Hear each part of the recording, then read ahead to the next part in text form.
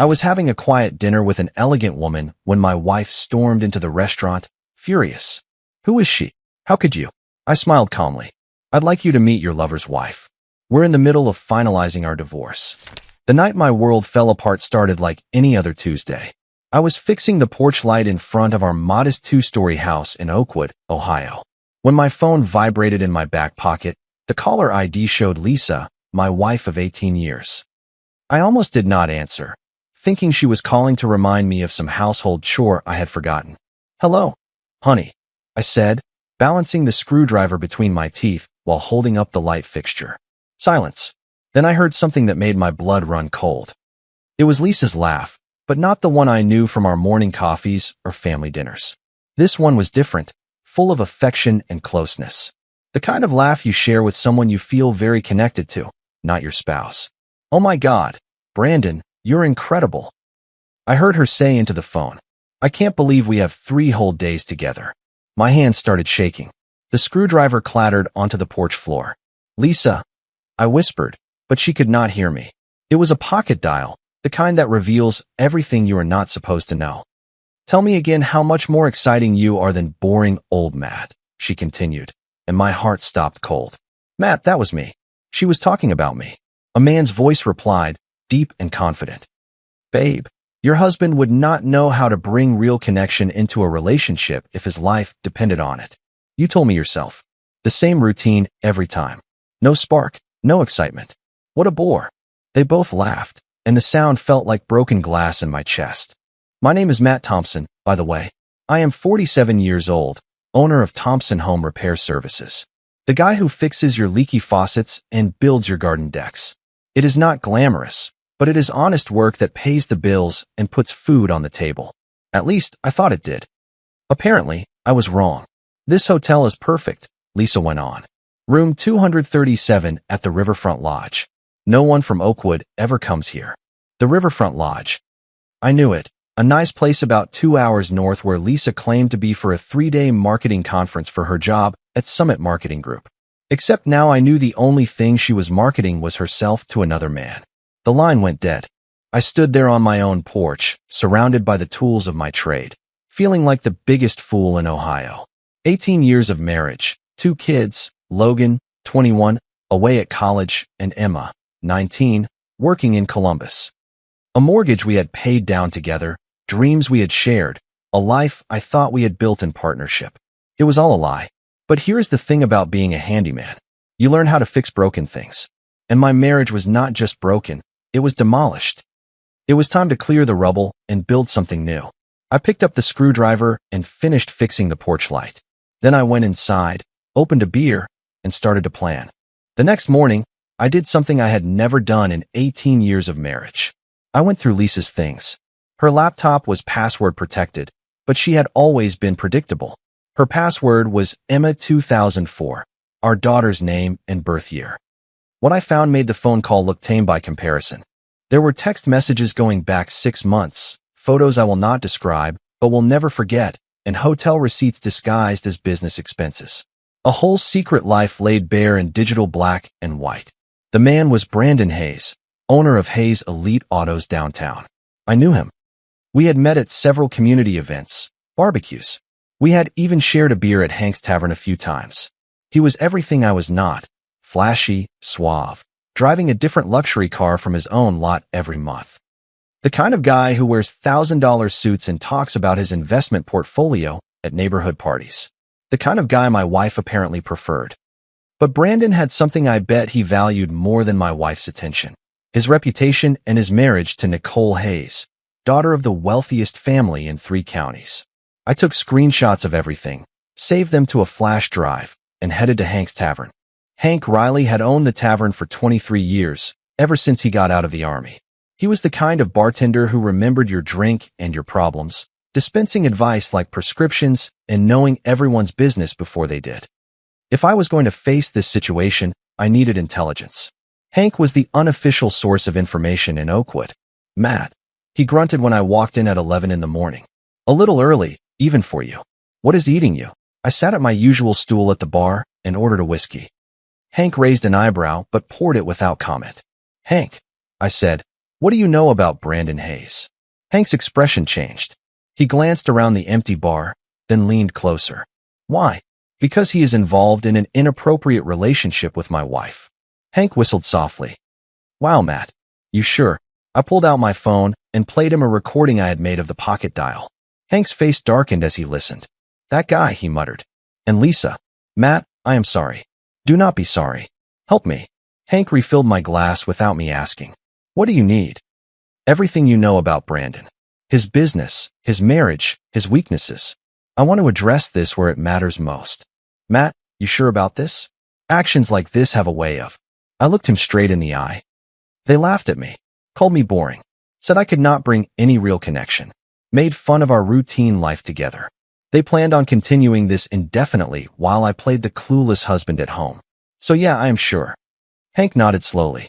All right, here is what I know. For the next hour, Hank gave me a clear picture of the life of Brandon Hayes. The car dealership was struggling. Too much overhead, too many expensive toys, not enough actual sales. Brandon had a gambling problem, liked to bet big on college football, and usually lost. His marriage to Nicole was more of a business arrangement than a love story. Her family's money kept his lifestyle afloat. But here is the thing, Hank said. Nicole is no fool. She has a business degree from a top school, runs the books for 3 of her family's companies. If she wanted to change things financially, she could do it in a week. You think she knows about the situation? Situations, plural. Check this out. I showed Hank some of the text messages I had found. Lisa was not Brandon's first inappropriate relationship, just the most recent. Hank shook his head. Nicole has got to know something. A woman that smart married to a man that reckless? She knows. Then maybe it is time someone told her exactly what she is dealing with. Matt, be careful. Nicole Hayes is no innocent party here. Her family did not get where they are by being passive. You sure you want to get involved? I downed my whiskey and stood up. Hank, 3 days ago, I thought I had a solid marriage. Today, I know my wife sees me as someone who brings nothing exciting to the table. The situation has already gone too far. That afternoon, I drove my pickup truck to Hayes Elite Autos. The showroom was all glass and chrome, filled with cars that cost more than most people's houses. Brandon was in his office, visible through the glass walls, talking on the phone and gesturing wildly. I did not go in. Instead, I waited in my truck across the street until closing time. At 6:15 in the evening, a silver Mercedes pulled up to the employee entrance. The woman who got out was striking, tall, elegant, with the kind of confidence that comes from never having to worry about money. Nicole Hayes. She walked into the dealership like she owned it, which technically, she probably did. 25 minutes later, she came out alone. I followed her Mercedes to a chic coffee shop called the Roasted Bean. I parked and went inside. She was sitting at a corner table, reading something on her tablet, looking every bit the accomplished businesswoman. Mrs. Hayes. She looked up, and I was struck by her gaze. It was intelligent, calculating, and completely unfazed by a stranger approaching her table. Yes. My name is Matt Thompson. I think we need to talk about your husband. She indicated the empty chair across from her. Sit down. No surprise, no denial. No, what about my husband? Just an invitation to sit. Hank was right. She knew. Your husband is involved in an inappropriate relationship with my wife, I said, without preamble. I know. Her voice was calm, matter of fact. Lisa Thompson, marketing executive at Summit Marketing Group. 5'6", brown hair, drives a blue Honda Civic, lives on Maple Street with her handyman husband and 2 adult children. I stared at her. You know where I live? Mr. Thompson, my husband has been involved in situations like this for 7 years. I hired private investigators to document every hotel stay, every lie. I know about Lisa, about the 3 women before her, and about the gambling debts he thinks I do not know about. Then why? Why do you not file for divorce?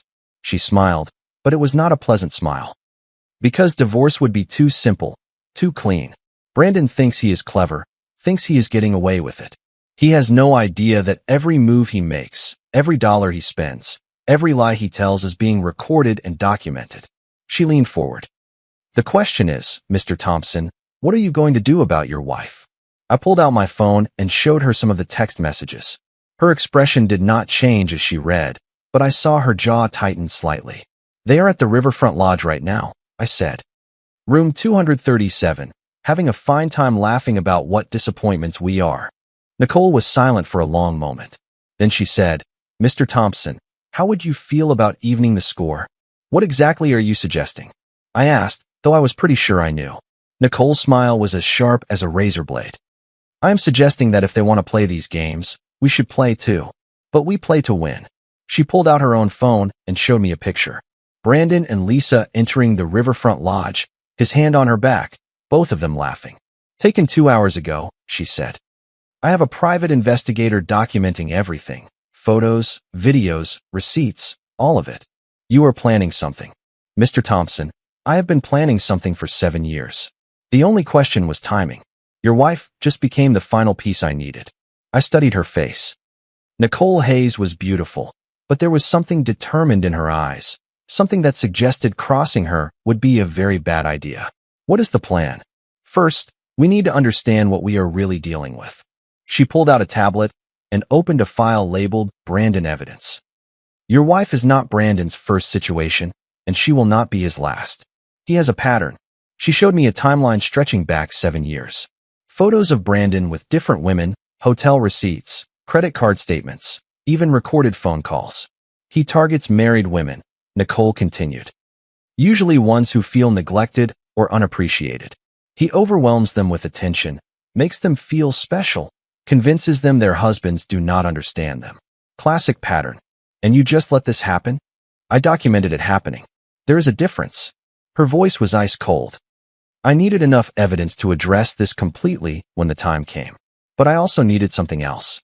Plausible deniability for what I was going to do to protect myself. She opened another file on the tablet. This one was labeled Financial Review, Brandon Debts. Your husband is in debt to some very unpleasant people, she said. Gambling debts, mostly. About $200,000 to a bookie in Chicago who does not take kindly to late payments. I whistled. $200,000? Brandon thinks I do not know. He has been slowly taking money from our joint accounts, selling cars from the lot, and pocketing the cash. Even forged my signature on some documents. All of which I have documented. So you could have him face legal trouble for fraud. I could, but that would be too straightforward. She sat back in her chair. Mr. Thompson, what would hurt your wife more than anything? I thought about it. Public embarrassment. Lisa cares more about her reputation than anything else. She is always worried about what people think, what they say about her. Exactly. And what would hurt Brandon the most? Losing his money, his status, his image as a successful car dealer. Exactly. Again. Nicole closed the tablet. So here's what we are going to do. We are going to give them exactly what they want. Each other. And then we are going to make sure everyone in Oakwood knows exactly what kind of people they really are. How? Leave that to me. But I need something from you first. What? I need you to even the score with me. The words hung in the air between us. I stared at her, trying to process what she had just said. I am sorry. You heard me. Her voice was perfectly calm. Your wife is in a hotel room right now with my husband. An eye for an eye, Mr. Thompson. Call me Nicole. And before you say no, really think about it. She leaned forward again. Your wife has been lying to you for 6 months. She makes fun of you, laughs about your routine life together, plans on continuing this situation indefinitely. She thinks you are someone who brings no excitement. Every word landed like a physical blow because I knew it was true. Meanwhile, Nicole continued. You have been faithful, honest, working hard to provide for your family. You have been the steady partner while she has been the one who crossed the line. Do you not think you deserve something for yourself? This is not about what I deserve. It is about addressing the betrayal. Yes, it is. And addressing it is best done with clear eyes. She stood up. I am staying at the Courtyard Suites tonight, room 314. Think about it. She started to leave, then turned back. Oh, and Mr. Thompson? Your wife and Brandon are planning to extend their little getaway until Friday. Apparently. Lisa told her boss she is coming down with the flu and needs to work from home for the rest of the week. Brandon told his employees he is visiting suppliers in Detroit. How do I know all this, Mr. Thompson? The question is, what are you going to do about it? She left, leaving me sitting alone with a cold coffee and a decision that would change everything. I did not go to the Courtyard Suites that night. Instead, I went home, sat in my empty house, and stared at the walls Lisa and I had painted together 3 years ago.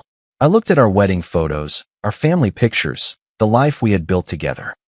Then I looked at the screenshots of those text messages. Work, TV, bed, same routine every night. No real connection, no excitement. With you, I feel alive again. I know, babe. Your husband sounds like a real bore. Good thing you have me to show you what you are missing. Sometimes I wonder what my life would be like if I had never married him. Do not worry about that, bore. Just focus on us. I read them over and over until the words burned themselves into my brain. Then I drove to the courtyard suites. Nicole answered the door in a silk robe, a glass of wine in her hand.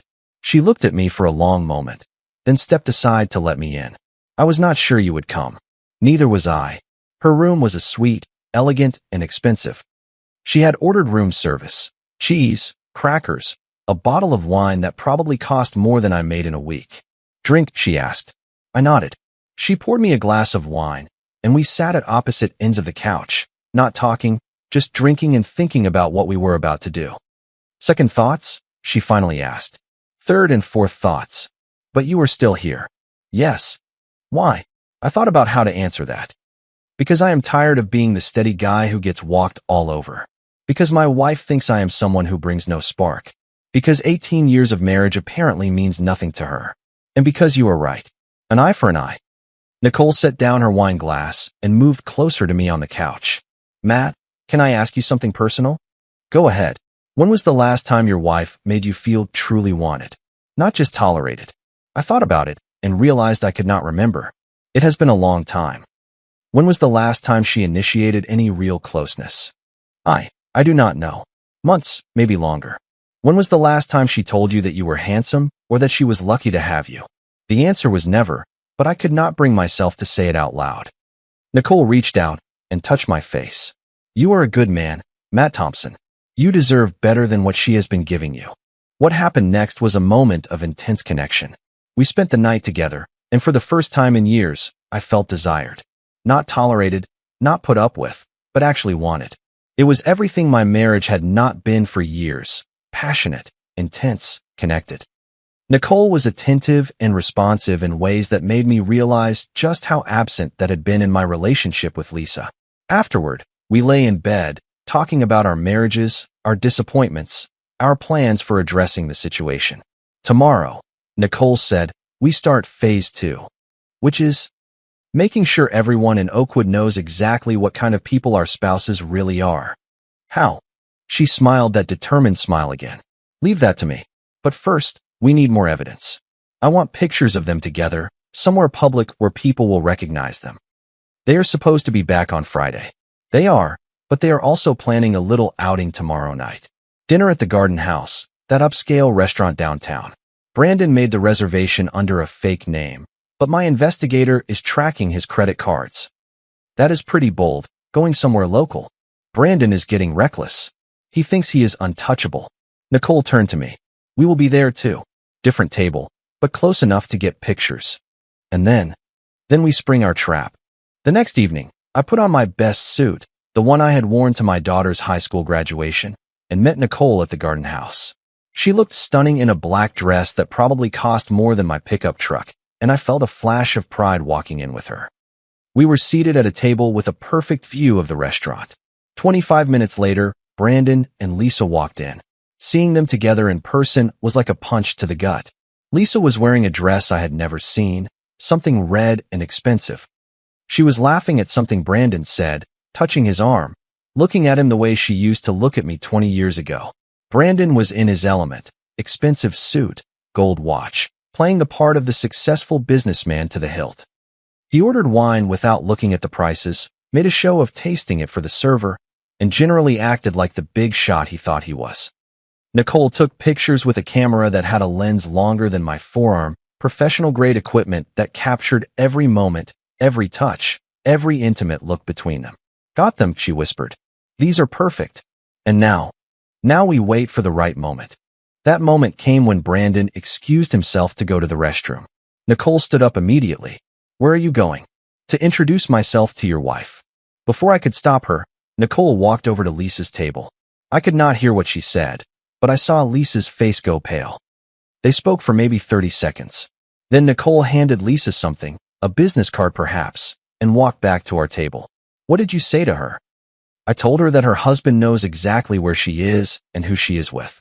I told her that if she wants to avoid a very public scene, she should check her phone in exactly 5 minutes. Nicole, what did you do? I sent her the pictures. All of them. Tonight, the last 6 months, everything. My phone vibrated. A text from Lisa. Matt, we need to talk. Now. She is texting me. Perfect. Text her back. Tell her you will talk when she gets home. Tell her you have some things to show her, too. I did as Nicole suggested. Lisa's reply was immediate. Matt, please. It is not what it looks like. I showed it to Nicole. Oh, it is exactly what it looks like. Text her back. It looks like you are having dinner with Brandon Hayes while you are supposed to be at a marketing conference. It looks like you have been lying to me for 6 months. We will talk when you get home. I sent the text. Across the restaurant, I watched Lisa read it, her face getting paler by the second. Brandon returned from the restroom, and she immediately started talking to him urgently. He looked around the restaurant, spotted us, and his face went through several interesting shades of color. I think they are about to leave, I said. Good. Let them go. The real show starts tomorrow. What happens tomorrow? Nicole's smile was absolutely determined. Tomorrow, we make sure everyone in Oakwood knows exactly what Brandon and Lisa have been up to, and then we give them a choice. Face the consequences of their actions, or face something much, much worse. Lisa got home at 11:30 that night. I was waiting in the living room with a beer and a manila folder full of printed out screenshots, hotel receipts, and credit card statements. She walked in, trying to look defiant, but I could see the fear in her eyes. Matt, we need to talk. Yes, we do. Sit down. She perched on the edge of the couch, as far away from me as she could get. I can explain. Explain what? Explain how you have been involved in this situation with Brandon Hayes for 6 months?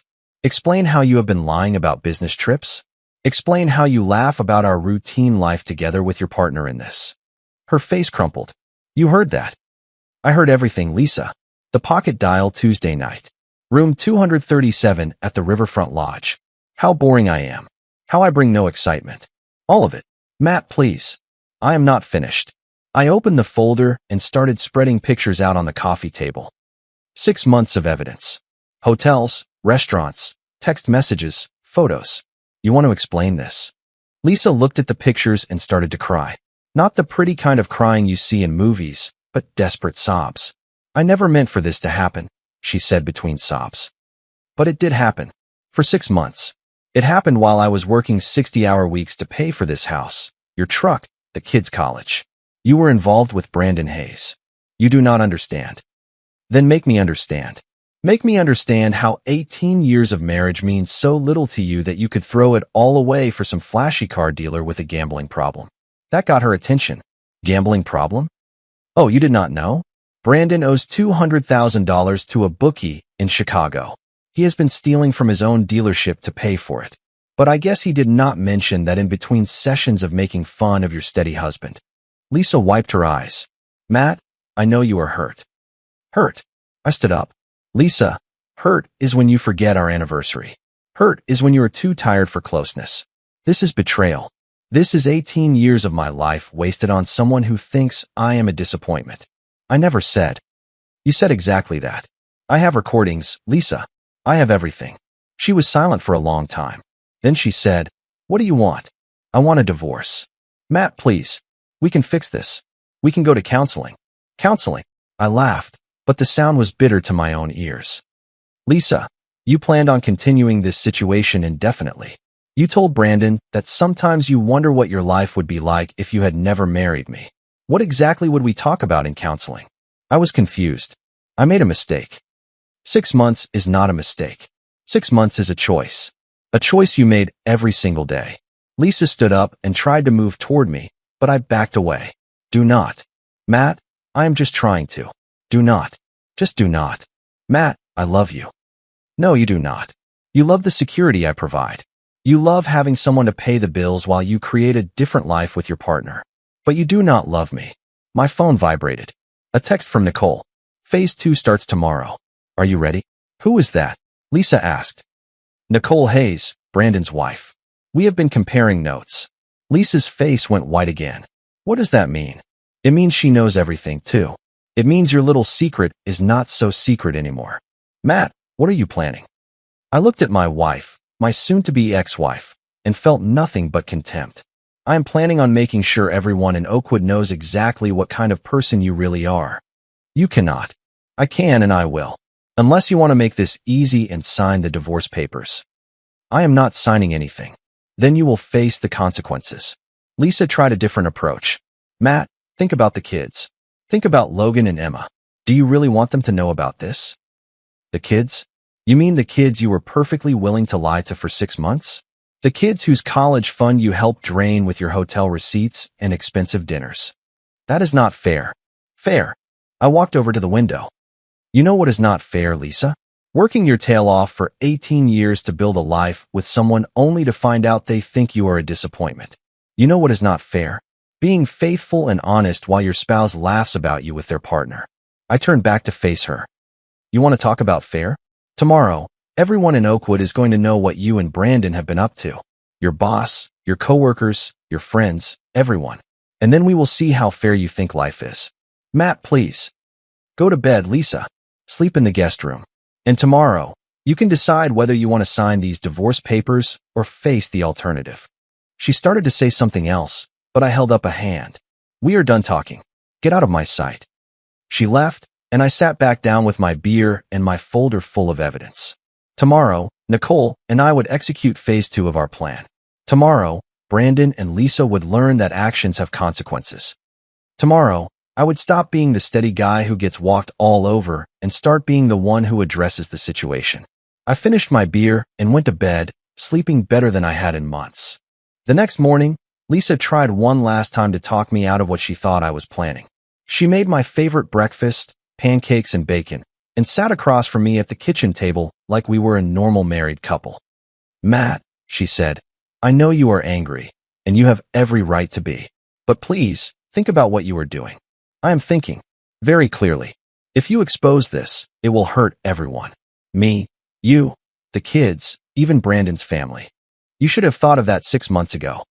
I will sign the divorce papers. We can do this quietly. Split everything 50-50. Tell the kids we just grew apart. I looked at her across the table, this woman I had loved for 20 years, and felt nothing at all. Too late for that, Lisa. You had 6 months to confess, 6 months to end the situation, 6 months to try and save our marriage. Instead, you chose to keep lying, keep crossing the line, keep making fun of me behind my back. You made your choice. Now live with it. My phone rang. It was Nicole. It is time, she said. Meet me at the dealership in an hour. I will be there. Lisa was staring at me. What is happening in an hour? Accountability. I left her sitting at the kitchen table and drove to Hayes Elite Autos. Nicole was waiting in the parking lot with a man I did not recognize, tall, professional looking, carrying a briefcase. Matt, this is Michael Torres, my attorney. He is here to make sure everything we do today is completely legal. Torres shook my hand. Mr. Thompson, I want to be clear that what we are about to do, while potentially embarrassing for your wife and Mr. Hayes, is entirely within your legal rights. What exactly are we doing? Nicole smiled. We are making a business proposition. We walked into the dealership together. Brandon was in his office, and his face went through several interesting expressions when he saw us approach. Brandon, Nicole said, walking into his office without knocking. I would like you to meet Matt Thompson. I believe you know his wife. Brandon stood up, trying to look confident, but failing miserably. Nicole, what is this all about? It is about choices, Brandon. Specifically, the choices you have made for the last 6 months. Torres opened his briefcase and took out a thick folder. Mr. Hayes, my client has instructed me to present you with some options regarding your extramarital activities. I do not know what you are talking about. Nicole laughed. Brandon, please. We have photos, videos, hotel receipts, credit card statements, recorded phone conversations, and the testimony of a private investigator. We know about Lisa, we know about the other women, and we know about the money you have been taking from the dealership accounts. Brandon's face went pale. Taking? I have not taken anything. Torres produced a financial statement. Mr. Hayes, according to these documents, You have taken approximately $75,000 from the dealership accounts over the past year to cover personal expenses, including gambling debts and extramarital situations. That is fraud, Torres continued. A felony, punishable by serious time. I watched Brandon process this information, saw the exact moment he realized how serious this was. What do you want? He asked quietly. We want to give you a choice, Nicole said. Option 1. We take all of this evidence to the police, the authorities, and every media outlet in Ohio. Your dealership goes under, you face legal trouble, and everyone in 3 counties knows exactly what kind of man you are. What is option 2? Option 2.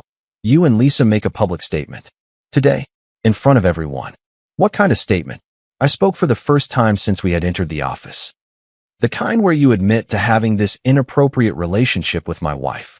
The kind where you admit to lying to everyone. The kind where you face the consequences of your actions like a man instead of avoiding them. Brandon looked from me to Nicole and back again. And if I make this statement, then we do not pursue charges for the fraud, Torres said. You will still lose your marriage, your reputation, and probably your business, but you will not face prison time. I need to think about this. No, Nicole said. You need to decide now, because in 30 minutes, I am calling the local media, one way or another. Brandon sat down heavily in his chair. What? What should I say? Nicole pulled out a sheet of paper. I have prepared some remarks for you. Nothing false, nothing slanderous. Just the truth about what you have done. Brandon read the paper, and I saw his face crumple. This will ruin me. You ruined yourself? I said. We are just making sure everyone knows about it. 25 minutes later, we were standing in the dealership parking lot. Nicole had called the local news station, the newspaper, and about 50 other people. News travels fast in a town like Oakwood, and a crowd was gathering. Lisa arrived just as the news van pulled up. She looked panicked, desperate. Matt, please, do not do this. You had your chance to do this the easy way. I will sign the divorce papers now. Anything you want. Too late. Brandon walked out of the dealership, looking like he was on his way to his own reckoning. He stood before the crowd, cleared his throat, and began to read from Nicole's prepared statement. My name is Brandon Hayes, and I have something to confess. For the last 6 months, I have been engaged in an inappropriate relationship with Lisa Thompson, wife of Matt Thompson. This situation involved lying to both of our spouses, lying to our families, and lying to this community. The crowd was dead silent. The news cameras were rolling. I have betrayed my wife, Nicole, who has been nothing but loyal and supportive. I have betrayed Matt Thompson, who trusted me as a friend. I have betrayed the values of this community and the trust of everyone who knows me. Lisa was crying again, but I felt no sympathy for her. I take full responsibility for my actions and for the pain I have caused. I will be seeking help for my gambling issue and my apparent inability to honor my commitments. I apologize to everyone I have hurt, especially Matt and Nicole. He finished reading and walked back into the dealership without taking questions. The reporters immediately turned to Lisa, who was frozen in the parking lot. Mrs. Thompson, do you have a comment? Lisa looked at me one last time, then at the cameras, then turned and ran for her car. Mr. Thompson, a reporter called out. How do you feel about your wife's situation? I looked directly into the camera. I feel like accountability has been served. My wife made her choice 6 months ago. Today, she is living with the consequences. The crowd started to disperse, but I stood in the parking lot with Nicole, watching the fallout of our actions. How do you feel? She asked. Empty. Satisfied. Any regrets? I thought about it. No. They made their choices. We just made sure those choices had consequences. 3 days later, I was having dinner with Nicole at Giovanni's, the best Italian restaurant in Oakwood. Not because we were dating. We had both agreed that our night together was about addressing the betrayal, not romance. But because we had become genuine friends through the whole ordeal. The fallout from Brandon's statement had been swift and brutal. The dealership had lost 3 major contracts in 24 hours. Lisa had been suspended from her job pending an investigation into her use of company time and resources for personal matters. They had both become social outcasts overnight. Any word from Lisa? Nicole asked over her chicken parmesan. She is staying with her sister in Columbus. Calls nonstop, wants to work things out. I do not answer. And the divorce? Her lawyer called mine yesterday. She will sign anything I put in front of her as long as I do not pursue any financial claims related to the money she spent on the situation. Generous of her. I just want her gone. Nicole nodded. Brandon moved out yesterday, took what he could carry, and left the rest. His lawyer says he will sign any agreement I propose. What will you do with the dealership? Sell it. Use the money to start something new somewhere else. Oakwood feels tainted now. I understood the feeling. Everything in the town reminded me of my failed marriage, of the fool I had been for 18 years. Matt, Nicole said, can I ask you something personal? Go ahead. Do you think we are bad people for what we did? I considered the question as I finished my lasagna. No, I think we are people who got tired of being taken advantage of. But the public embarrassment, the way we affected their reputations. They affected their own reputations. We just made sure everyone knew about it. Nicole smiled. You are right. They made their choices. Exactly. And choices have. I was cut off by a commotion at the restaurant entrance. Lisa had walked in and was heading straight for our table. She looked terrible. Unwashed hair, wrinkled clothes, the look of someone who had not slept in days. Matt, she said, stopping at our table. We need to talk. No, we do not. Please, just 5 minutes. Lisa, you are making a scene. I do not care. I need you to listen to me. The whole restaurant was watching now. I could see people pulling out their phones, probably to record what was about to happen. Fine. 5 minutes.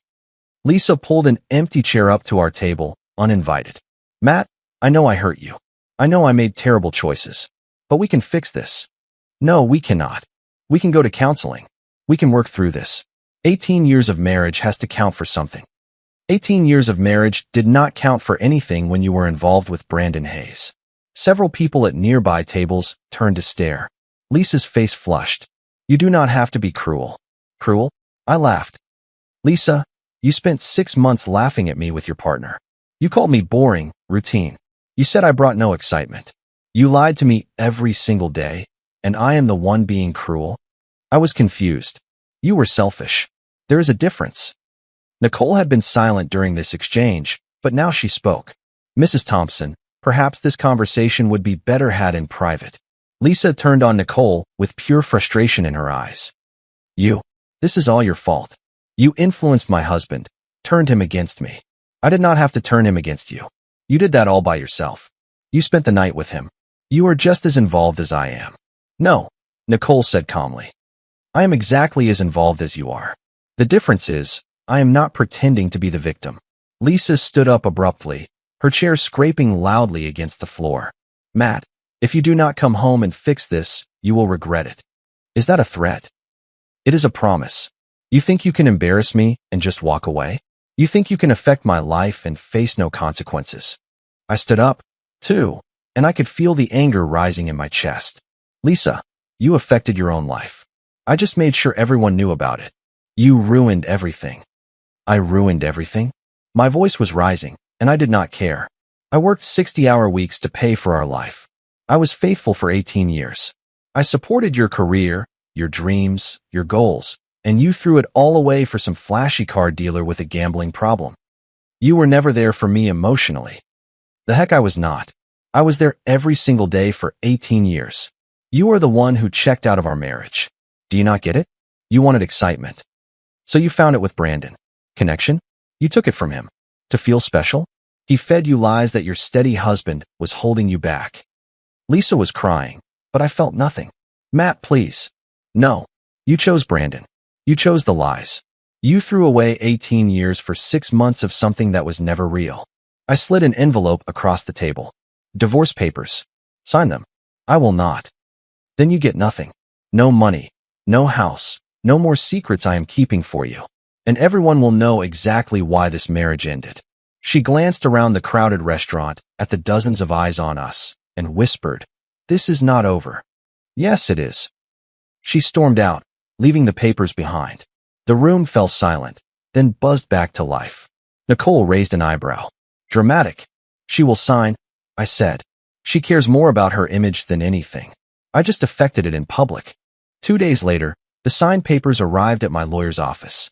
I got the house, the business, my retirement. Lisa got her car, and what was left of the joint account after her legal fees. Hank refilled my beer at the tavern. Any regrets about addressing the situation? None. They deserve the fallout. Brandon, bankrupt and divorced, sold the dealership to cover his gambling debts and now sells used cars in Omaha. Lisa, staying at her sister's place, jobless, alone. The door opened. A woman in her 40s walked in.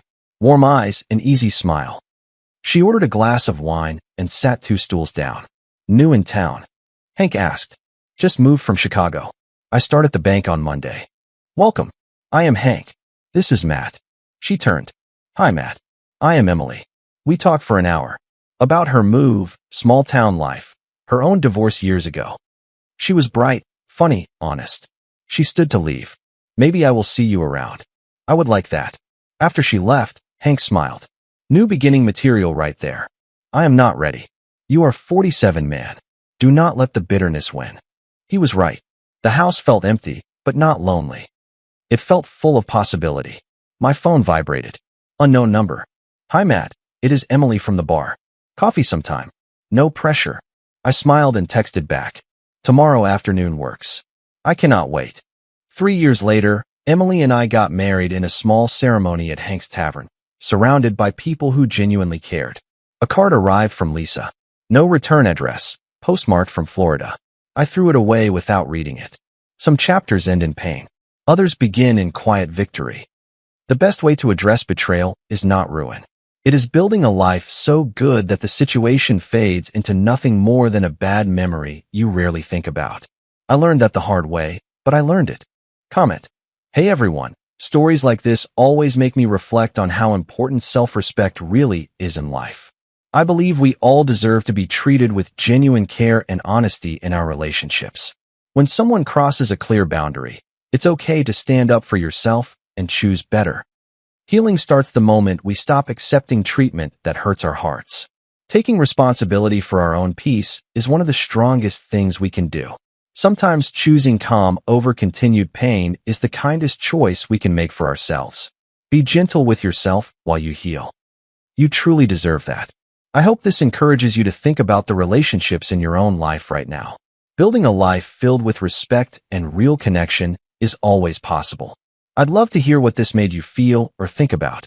Please share your thoughts below. If you like the stories, don't forget to leave a comment and support the channel by subscribing.